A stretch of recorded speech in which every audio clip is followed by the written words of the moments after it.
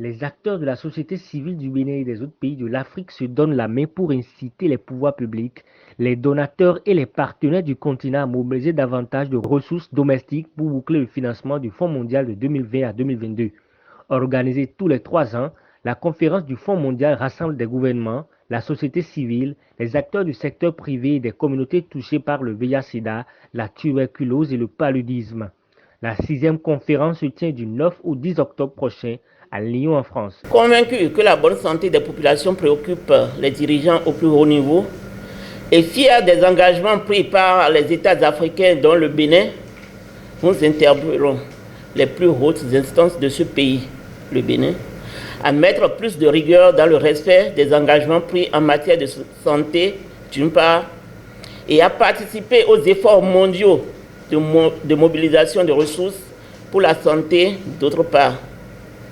C'est pourquoi nous souhaitons une participation active du Bénin en termes de présence et de dons à la réunion de reconstitution des ressources du Fonds mondial dont la 6e du nom se tiendra en octobre prochain en France. Rassurés que nos voix seront entendues, nous félicitons par avance le gouvernement du Bénin pour toutes les diligences qui sont engagées dans ce sens. À quelques jours de ce conclave, la société civile du Bénin lance une campagne de communication qui vise à mobiliser le financement de lutte contre ces 3 pandémies.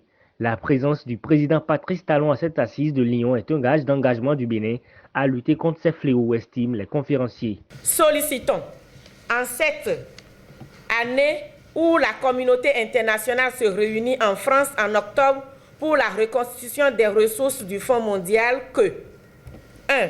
Le Bénin augmente sa contribution à 3 millions au moins de dollars, soit 1,5 milliard de francs CFA pour la 6e reconstitution des ressources du Fonds mondial.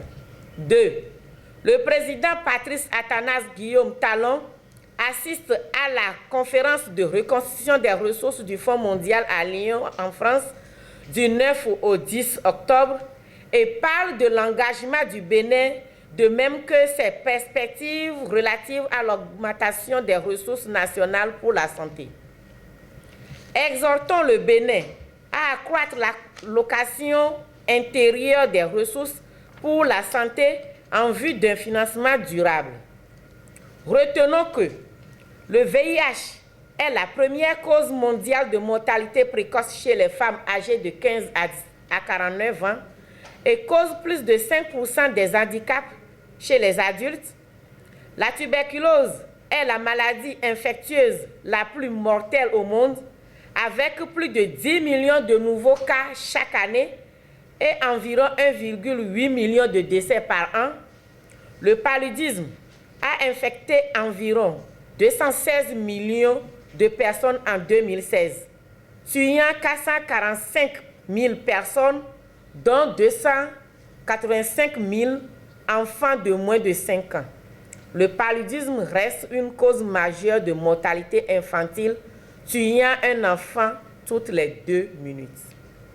Votre contribution conduira à une recharge réussie du panier des ressources du Fonds mondial, mais aussi au renforcement des systèmes de santé du Bénin, aura un impact élevé sur le contrôle durable des 3 maladies et contribuera à la réalisation de la couverture sanitaire universelle ainsi que de l'objectif de développement durable 3 sur la santé et le bien-être de tous. La société civile reconnaît les efforts que déploie le Bénin pour mettre fin à ces fléaux, mais elle estime que le combat est encore entier. Les ressources en santé, c'est investir dans le développement. Et tout court, voilà, c'est investir dans le développement, c'est créer de meilleures conditions pour un développement humain durable. Donc, investir dans la santé, nos gouvernants et les acteurs majeurs au développement doivent s'assurer ou bien doivent se convaincre que tout ce qui est investi ne doit pas être regardé du point de vue économique, Et on ne doit pas voir le coût, mais on doit se dire que c'est investir dans l'avenir, c'est investir dans le développement de tous les pays. La 6e conférence de restitution des ressources du Fonds mondial devrait lever le financement pour la période allant de 2020 à 2022. La campagne de communication lancée par la société civile ce mercredi 25 septembre à Cotonou vise la forte contribution du Bénin. La campagne prend fin le 5 octobre prochain.